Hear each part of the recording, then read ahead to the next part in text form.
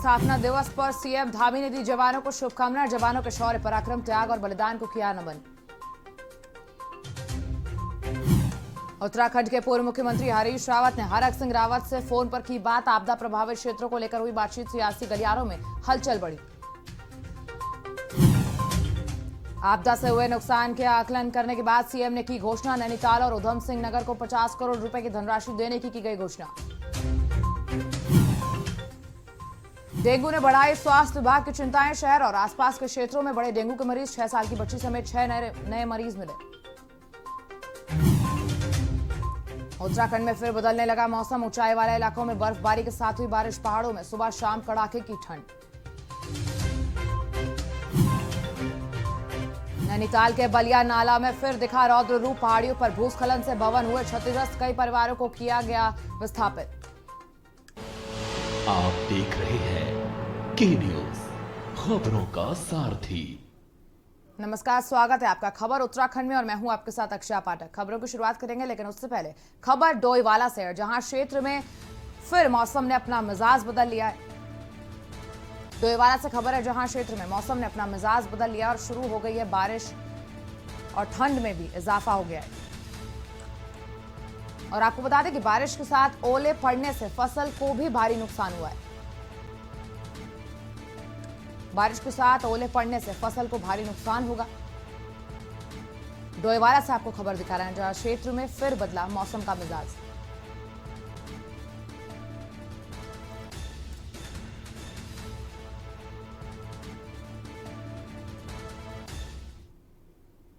खबर देहरादून से, जहां कैबिनेट मंत्री और मसूरी विधायक गणेश जोशी ने गंगोली पंडित वाड़ी स्थित गोरखपुर मंदिर में 25,95,000 के निर्माण कार्यों का भूमि पूजन किया। इस दौरान उनके साथ क्षेत्रीय प्रधान समेत सैकड़ों की संख्या में महिलाएं मौजूद रहीं। मंत्री गणेश जोशी ने क्षेत्र की जनता की परेशानियों को बताया और जल्द से जल्द समस्याओं के निस्तारण की बात भी अपने संबोधन में कही। आपको बताते चले कि 25,95,000 की लागत से क्षेत्र में सामुदायिक टीन शेड और सड़क का निर्माण कार्य किया जाएगा, जिससे जनता को बड़ी राहत मिलेगी।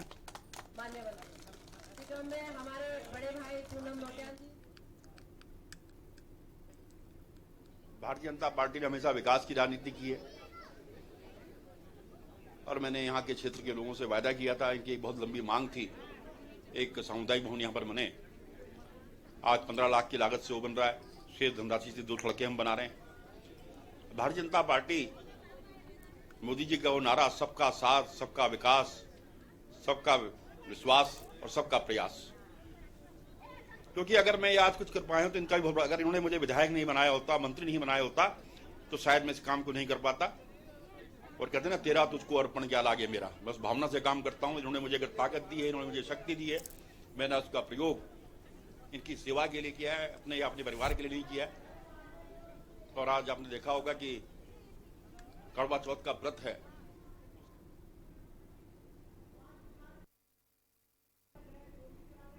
खबर देहरादून से, जहां पूर्व मुख्यमंत्री हरीश रावत और हरक सिंह रावत के बीच जुबानी जंग जारी है। चरम पर होने के बाद भी जहां हरक सिंह रावत ने मीडिया के समक्ष माफी मांगते हुए भविष्य में किसी भी टिप्पणी से बचने की बात कही है, तो वहीं आज आपदाग्रस्त इलाके में निरीक्षण पर निकले हरीश रावत ने प्रदेश अध्यक्ष कांग्रेस गणेश गोदियाल से मंत्री हरक सिंह रावत को फोन लगाकर बात कराते हुए कहा है कि हरक सिंह रावत से रामनगर के वन क्षेत्रों में आपदा प्रभावित इलाकों को विस्थापित करने को लेकर बात की।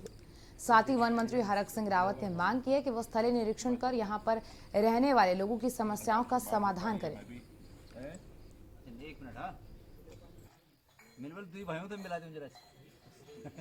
नमस्कार नमस्कार। मैंने कहा लाल कुआं पहुंचे नेता प्रतिपक्ष प्रीतम सिंह ने बिंदु खट्टा बाढ़ प्रभावित क्षेत्र का दौरा किया। इस दौरान जहां जहां जनहानि और लोगों की जमीन मकान बह गए थे, वहां सभी क्षेत्र का बारीकी से मुआयना किया। साथ ही बाढ़ प्रभावित लोगों से भी मुलाकात की। इस दौरान उनके साथ कांग्रेस के और भी नेता मौजूद रहे।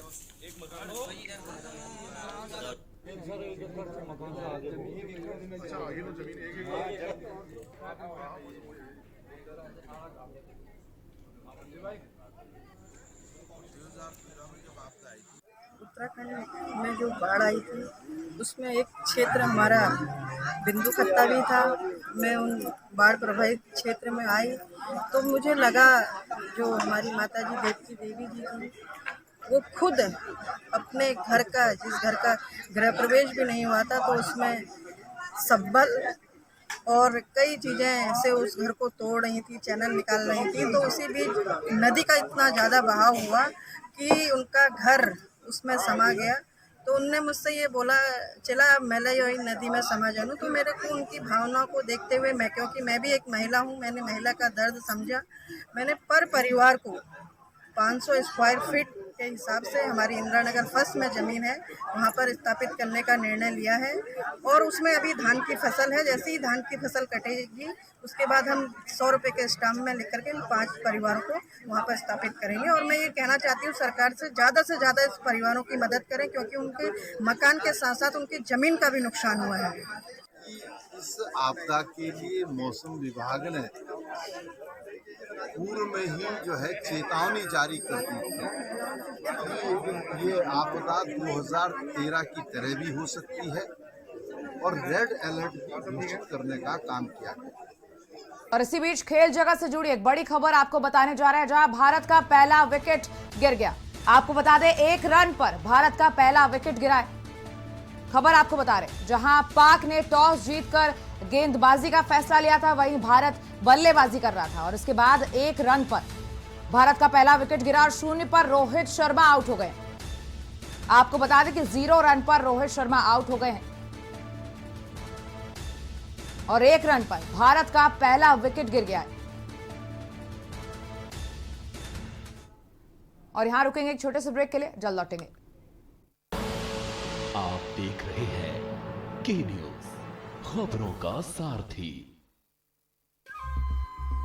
सुपुत्र मेडिटेशन गुरु बेहद नेक और पिताश्री थोड़े रंगीले, थोड़े दिल फेंक। दोनों के अलग हैं रंग, पर दोनों का एक अनोखा स्वाद। कमला पसंद, अनोखा स्वाद। 2022 का सियासी आगाज, किसके सिर सजेगा ताज, कौन होगा सूबे का अगला सरताज, समर अभी शेष है। देखिए शनिवार रविवार रात 9 बजे प्रबुद्ध चौहान के साथ। जुबान के लिए उड़ चला गैरों की ज़मीं पर, खुशबू अपने पन की ढूंढता। दूर कितना भी जा, इस जुबान से दूर ना जा पाओगे। विमल, बोलो जुबान केसरी। आप देख रहे हैं के न्यूज, खबरों का सारथी। ब्रेक के बाद आपका स्वागत है। विश्व विख्यात केदारनाथ धाम में प्रधानमंत्री नरेंद्र मोदी के ड्रीम प्रोजेक्ट के तहत आदिगुरु शंकराचार्य का समाधि स्थल बनकर तैयार है और समाधि स्थल में शंकराचार्य की मूर्ति भी स्थापित हो गई है। 5 नवंबर को देश के प्रधानमंत्री नरेंद्र मोदी का केदारनाथ धाम का दौरा प्रस्तावित है और अब उम्मीद की जा रही है कि आदिगुरु शंकराचार्य की समाधि स्थल का प्रधानमंत्री उद्घाटन करेंगे, जिसके बाद भक्त भी समाधि स्थल के दर्शन कर पाएंगे।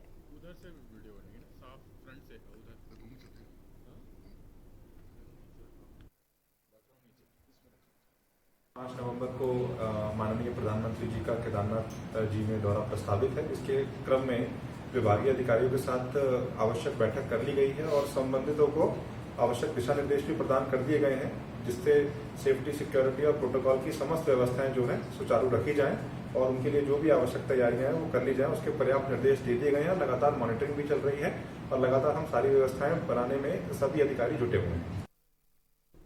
खबर पिथौरागढ़ से है, जहां पिछले दिनों हुई भारी बारिश के चलते गंगोली हाट की पेयजल योजना जगह जगह ध्वस्त हो गई थी, जिससे गंगोली हाट क्षेत्र में पानी के लिए हाहाकार मच गया। गंगोली घाट के पूर्व विधायक नारायण राम आर्या ने जल संस्थान पर आरोप लगाते हुए कहा है कि पेयजल मंत्री का गृह जनपद होने के बाद भी पानी के गंगोली हाट में लोगों को परेशान होना पड़ रहा है।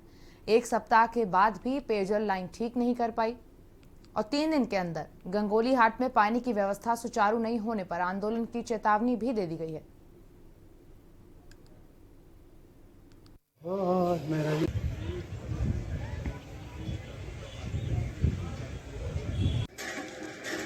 पिथौरागढ़ जिले के गंगोलीहाट नगर पंचायत में पिछले 5 दिनों से पानी नहीं आ रहा है, जबकि 14 करोड़ की लिफ्ट पेयजल योजना बनाई हुई है। गंगोलीहाट नगर पंचायत के लोग पानी के लिए त्राही मची हुई है। वृद्धों और बीमार लोगों को विशेष परेशानी हो रही है। मैं जल संस्थान पिथौरागढ़ के अधिकारियों से कहना चाहूँगा कि 3 दिन के अंतर्गत वह सुचारू रूप से पानी चलाकर गंगोलीहाट के लोगों को पानी की व्यवस्था दुरुस्त करें। यदि 3 दिन के अंतर्गत उन्होंने व्यवस्था दुरुस्त नहीं की तो मैं जनता को साथ लेकर के जल संस्थान के खिलाफ आंदोलन चलाऊंगा। जबकि यह जनपद पेयजल मंत्री जी का गृह जनपद है और यहाँ पर ही इतनी लापरवाही हो रही है, तो उत्तराखंड के अन्य जनपदों में कितनी लापरवाही हो रही होगी।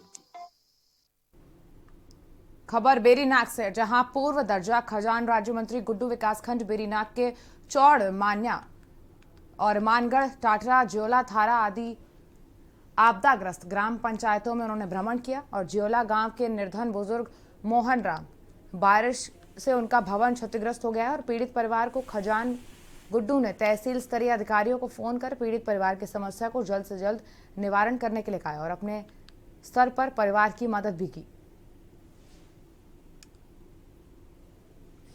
सुना और उस वार्ता में मैंने फोन वार्ता की। फोन वार्ता में मैंने एसडीएम से बात की, तहसीलदार पटवारी से। अभी फिर मैं प्रेस कॉन्फ्रेंस और विधानसभा में अपना जो बेरीनाग में ऑफिस पर जाऊंगा और बात करूंगा और इनको जितना भी मुआवजा हो और जो ताकि इनको मकान मिल सके, इंदिरा आवास मकान दिलाने की पूरा प्रयास और कोशिश करेंगे। और बाकी जितने बाढ़ग्रस्त क्षेत्र हैं उन क्षेत्रों का दौरा करेंगे जहाँ पर जैसी समस्याएं लोगों की हैं, उन समस्याओं से प्रशासन शासन को अवगत कराएंगे। खबर देहरादून से, जहां करवा चौथ सुहागनों का सबसे स्पेशल त्योहार है, जिसमें बाजारों में चूड़ियों की दुकानों, कपड़ों की दुकानों और पार्लर की रौनक देखते ही बनती है। हिंदू धर्म में नारी शक्ति को शक्ति का रूप माना जाता है। कहते हैं कि नारी को यह वरदान है कि वो जिस भी कार्य या मनोकामना के लिए तप या व्रत करेगी तो उसे उसका फल अवश्य मिलेगा। खासकर अपने पति के लिए अगर वो कुछ व्रत करती है तो वो सफल हो जाता है। इसलिए पति की लंबी उम्र के लिए ये व्रत रखा जाता है। हर साल की तरह इस साल भी करवा चौथ मनाया जा रहा है। बाजार में इसकी खासी रौनक है। हमारी इस खास रिपोर्ट में देखिए आप कि इस साल सिटी ऑफ लव देहरादून के पलटन बाजार में फेस्टिवल ऑफ लव करवा चौथ की धूम किस तरीके से नजर आई।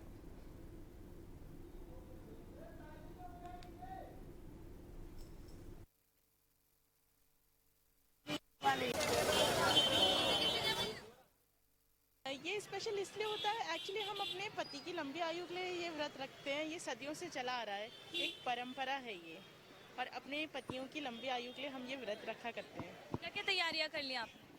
तैयारी अभी हमने जैसे शॉपिंग करी है, साड़ी खरीदी है और सामान चूड़ियाँ खरीदी है। सास के लिए मेहंदी, अब शाम को अभी दोबारा मार्केट आएंगे, मेहंदी वेहंदी लगाएंगे। और जो लेडीज़ का फैशन का सामान होता है, जैसे लिपस्टिक, बिंदी, सास के लिए साड़ी लेना, सरगी में रखना, वो शाम को बायने में निकालना, तो ये सब हमने तैयारी कर ली है। मेरे लिए तो बहुत ही स्पेशल है। पति के लिए व्रत रखने का बड़ा अच्छा मौका मिलता है और पूरे दिन फास्ट रखते हैं, हम निर्जल फास्ट रखते हैं। शाम को चांद देख करके व्रत खोलते हैं और यही गीत गुनगुनाते हैं। करवा ले री करवा ले, 7 भाइयों की बहन करवा ले, सदा सुहागन करवा ले, सोने का मेरा गढ़वा, उसमें गंगा जल पानी, 7 भाइयों की बहन करवा ले। मुझे बहुत अच्छा लगता है और सारी जो लेडीज हैं बहुत अच्छे ढंग से तैयार होती हैं, उनके साथ मैं भी तैयार होती हूँ। साल भर महिलाओं को जिस दिन का इंतजार रहता है वह है करवा चौथ। करवा चौथ महिलाओं के लिए बहुत ही ज़्यादा स्पेशल होता है, क्योंकि इस दिन वे अपनी पति के लंबी उम्र के लिए दुआएं करती है, व्रत रखती है। हम मौजूद हैं इस वक्त देहरादून के दिल कहे जाने वाले पलटन बाजार में, जहां पर हर त्योहार की रौनक देखने के लिए मिलती है। आइए देखते हैं कि महिलाओं ने करवा चौथ के लिए क्या क्या तैयारियाँ की है। आइए देखते हैं। मैम, आपका नाम? आशा कोहली। आशा जी, क्या क्या तैयारी की है आपने करवा चौथ के लिए? वैसे तो सारी तैयारी कर ली है, पर आज मेहंदी लगाने आए हैं, इसलिए मेहंदी लगाने आ रखे हैं। सारी तैयारियों में क्या क्या किया? मला करवा लिया है, बिंदी, सिंदूर वगैरह जो होता है, मठी वगैरह वो लिए हैं। बस आज करवा चौथ मेहंदी लगाने आ रखे हैं। कितने साल हो गए आपकी शादी को? कब से रख रहे हैं करवा चौथ? शादी को 35 साल हो गए, पर मैं रखते हुए 32 साल हो गए। पिछले 2 साल कोरोना की वजह से जो है करवा चौथ ठीक से नहीं मनाया जा रहा था, इस बार काफ़ी ज़्यादा धूम देखने के लिए मिल रही है, तो किस तरह से देखते हैं इस बार थोड़ा जो है राहत मिली है? हाँ, इस बार तभी I am saying very exciting है कि लास्ट 2 टाइम्स पे इतना हम मस्ती नहीं कर पाए, सब कुछ नहीं कर पाए बिकॉज घर पे रह के सब कुछ करना था, बट इस टाइम हमें मौका मिल रहा है कि हम बाहर क्राउड देख रहे हैं, सभी बाजार मार्केट फुल हैं लोगों के साथ, तो वो ज़्यादा अच्छा लग रहा है। इस तरह अब की बार अच्छा लग रहा है। अच्छा लग रहा है जी। क्या क्या तैयारियाँ की आपने? मैं सारी तैयारियाँ की, गाउन वगैरह पहन रही हूँ, लहंगा। देखिए उत्साह देखा जा रहा है काफ़ी ज़्यादा महिलाओं में करवा चौथ को लेकर के। आप देख ही सकते हैं कि काफ़ी साल हो गए हैं शादी के, काफ़ी साल बाद भी उनका प्यार, उनकी जो उत्साह है वो उसमें ज़रा भी कमी नहीं देखी जा रही है। तो हमने देखा कि किस तरह से महिलाओं के अंदर काफ़ी ज़्यादा उत्साह देखा गया। हालांकि 2 साल जो है कोविड-19 के चलते छूट नहीं दी गई थी, काफ़ी लोग जो है वो एक साथ मिल नहीं रहे थे, पार्लर का ज़्यादा इस्तेमाल नहीं कर रहे थे, पार्लर नहीं जा रहे थे, लेकिन इस बार जो है छूट दी गई है और काफ़ी ज़्यादा यहाँ पर भीड़ देखने के लिए मिली है और काफ़ी उत्साह यहाँ पर महिलाओं में देखा गया है। अपने सहयोगी आशु के साथ मैं हिना आजमी, के न्यूज़, देहरादून। और इसी बीच खेल जगत से जुड़ी एक और खबर हम आपको बताने जा रहे हैं, जहां भारत का दूसरा विकेट भी गिर गया। आपको बता दें भारत का 1 विकेट पहले गिर गया था, जहां 0 पर आउट हो गए थे और 1 रन पर भारत का 1 विकेट गिरा था और पाक ने टॉस जीतकर पहले गेंदबाजी ली थी और अब केएल राहुल 3 रन बनाकर आउट हो गए। आपको बता दें भारत का दूसरा विकेट गिर गया है। केएल राहुल 3 रन बनाकर आउट हो गए और इसके पहले रोहित शर्मा पहले ही विकेट में आउट हो गए थे, 0 रन पर आउट हुए थे वो, और इसके बाद अब भारत का दूसरा विकेट गिर गया है।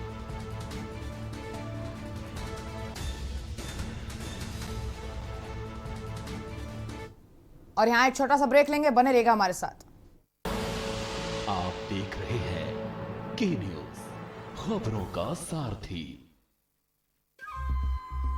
सुपुत्र मेडिटेशन गुरु बेहद नेक और पिताश्री थोड़े रंगीले, थोड़े दिल फेंक। दोनों के अलग हैं रंग, पर दोनों का एक अनोखा स्वाद। कमला पसंद, अनोखा स्वाद। और खुशबू में झूम के भाई लेके आए गोल्डी मसाले। गोल्डी मसाले, खुशबू और स्वाद ऐसा तो रिश्तों में गुस्सा कैसा। पर ये दिल है कि चख रहा है उन्हीं अल्फाजों का दूर कितना भी जाओ, इस जुबान से दूर ना जा पाओगे। विमल, बोलो जुबान केसरी। आप देख रहे हैं के न्यूज़, खबरों का सारथी। ब्रेक के बाद आपका स्वागत है। खबर लक्सर से, जहां डिग्री कॉलेज में बच्चों के बीच पोस्टर मेकिंग और मेहंदी के डिजाइन बनाने की प्रतियोगिता कराई गई। वहीं पोस्टर मेकिंग में और मेहंदी के डिजाइन में प्रथम स्थान प्राप्त किया। कॉलेज प्रबंधन की तरफ से नपा अध्यक्ष ने अव्वल आने वाले बच्चों को पुरस्कार देकर सम्मानित किया और कॉलेज के डायरेक्टर ने प्रतियोगिता की शुरुआत भी की।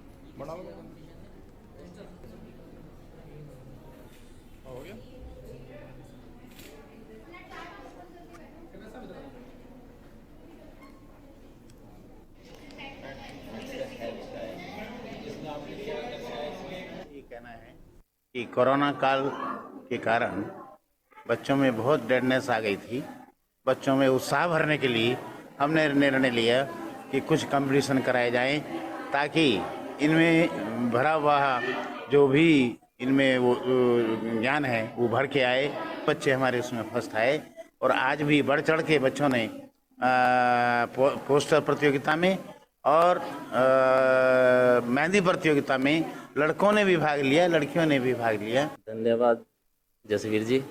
मैं तो आज देख रहा हूँ कॉलेज के अंदर बालिक और बालिकाएं सारे उनका जो टैलेंट है, आज मैं भी इससे अभिभूत हुआ हूँ, क्योंकि उनके टैलेंट को मैं, जैसे उन्होंने जो बनाया, किसी ने अपने पौष्टिक आहार के ऊपर बनाया, किसी ने अपने साइंस के ऊपर बनाया, किसी ने स्वच्छता के ऊपर बनाया। मैं कहूँ कि उनकी टैलेंट सबका अलग अलग देखने को मुझे मिला। मैं भी इस बात से बड़ा प्रभावित हुआ। खबर लक्सर से है, जहां युवती से शादी का वादा करके 4 साल तक शारीरिक शोषण करने के आरोपी युवक की 20 दिन बाद भी गिरफ्तारी नहीं हुई है। इससे नाराज युवती और उसके परिजन लक्सर कोतवाली में धरने पर बैठ गए हैं और कोतवाली में मौजूद एसएसआई ने 3 दिन में कार्रवाई का भरोसा देकर धरना समाप्त कराया। आपको बता दें, आरोपियों के खिलाफ कोर्ट से मंजूरी लेकर उसकी कुर्की जब्ती का नोटिस उसके घर पर चस्पा कर दिया गया है और एसएसआई मनोज सिरोला ने उनसे बात करके बताया कि युवक की गिरफ्तारी के लिए दबिश दी गई है। आरोपी के ना मिलने पर कोर्ट से मंजूरी लेकर उसकी कुर्की जब्ती की प्रक्रिया शुरू कर दी गई है।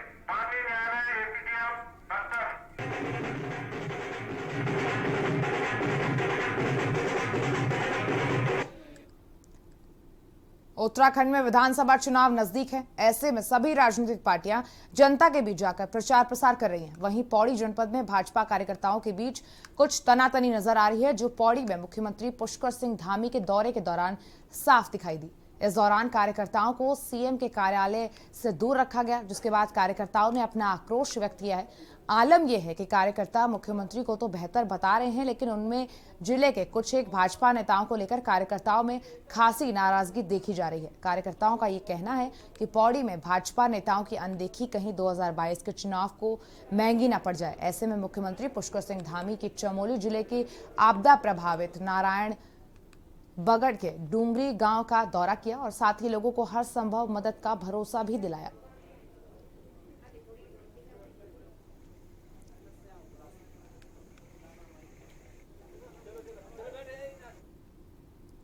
खबर लक्सर से है, जहां हरिद्वार देहात में बेमौसमी बारिश के बाद गंगा नदी में आए उफान से खादर क्षेत्र के हजारों किसानों की साल भर की मेहनत पर पानी फिर गया। खासकर खेतों में पककर तैयार खड़े धान के साथ ही चारे की फसल भी पूरी तरह से तबाह हो गई है।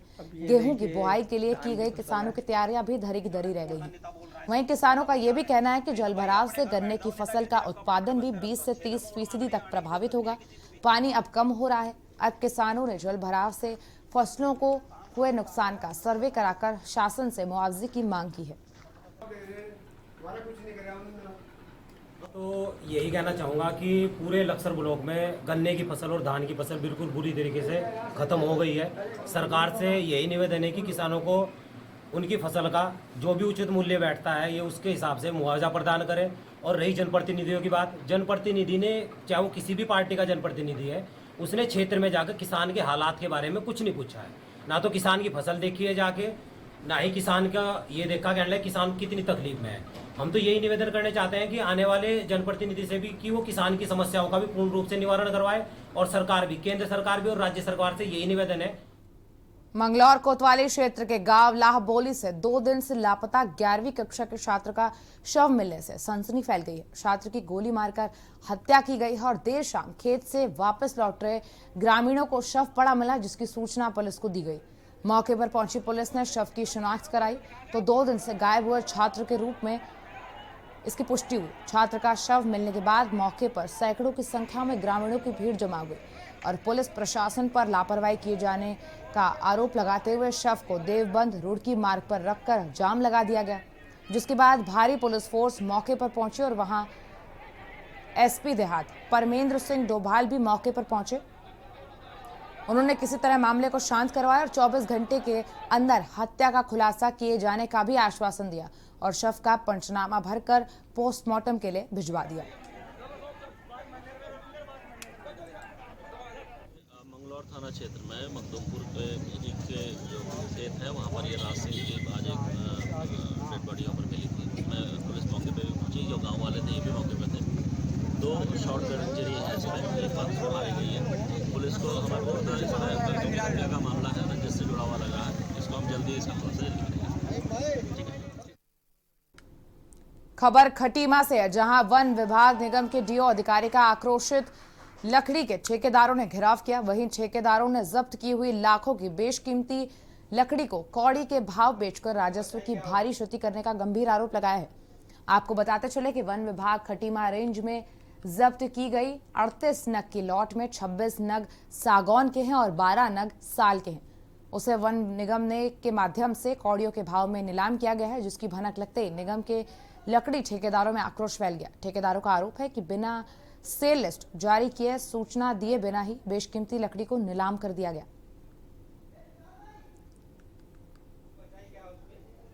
कल हुआ सर 22 तारीख को 22 को नीलाम हुआ था। उसमें किलपुरा के रेंजर आए थे और हमारे डीएसएम साहब इन लोगों ने नीलाम किया। तो कितनी लॉटें का नीलामीकरण किया गया? केवल एक लॉट है 123। तो उसके जो है पेपर क्या मौके पर आपके पास मौजूद हैं कि जो सेल के पेपर बनाए जाते हैं वो आपके पास मौजूद है? पेपर तो सेल लिस्ट नहीं है हमारे पास। तो आपने बिना सेल लिस्ट कैसे जो है विभाग ने नीलाम कर दिया? ये तो अब किलपुरा रेंज ऑफिस जाना है, वो जाना है। नहीं, किलपुरा रेंज ऑफिस तो जाने, लेकिन क्या वन निगम में कोई जवाबदारी नहीं कि वन निगम ने जो है नीलाम किया, वन निगम को जवाबदेही नहीं है इसमें? अब वन निगम का नीलाम तो केवल 12 तारीख होता है ना, इसका सीओन का जो नीलाम रखा है हमने डेट, वो 12 को ही रखी है हर महीने की। तो क्या ये वन विभाग के अधिकारियों के दबाव में नीलाम किया गया है? अब सर दबाव तो मैं कह नहीं सकता इस मामले में। वो लोग कल लिस्ट लाए थे, उसी समय नीलाम हो गया है। इसलिए कि कल नीलामी हॉल के अंदर हम लोग सारे ठेकेदार जो मंडी के हैं 4 बजे तक यहाँ उपस्थित थे। हमें C1 के बारे में जो लाट रखी गई उसके बारे में कोई जानकारी नहीं, ना ही कोई हमें पेपर मिला, जबकि ऑक्शन होने से पहले हमें लिस्ट मिलती है, लिस्ट जारी होती है कि साहब ये इस समय ऑक्शन होने वाला है। हमें कोई ना ऑक्शन की जानकारी कुछ नहीं। आज हमें गोपनीय सूत्र से मालूम चला कि वो 26 नग की लाट जो विवादित थी वो मतलब अपने मूल से भी कहीं कम दे दी गई है। किसको दी गई है? ये किसी लकड़ी मंडी वाले टिम्बर को। तो आपने जब इस संबंध में विभाग अधिकारियों को सूचित किया तो उनका क्या कहना है? उनका ये कहना है कि हमारे पास वन विभाग के आए थे, उन्होंने हमसे लिस्ट उसी सेम डे लिस्ट दी जो हम जारी नहीं कर पाए, और उनके कहने पे हमने ऑक्शन किया है। मतलब कहीं ना कहीं वन विभाग के दबाव में जो ऑक्शन किया गया है, ये इसका बात तो वन निगम ही बता सकते। फिलहाल इस बुलेटिन में मेरे साथ इतना ही। आगे आप देखेंगे हमारी खास पेशकश भोकाल टाइट है। और अब लेंगे आपसे इजाजत। नमस्कार।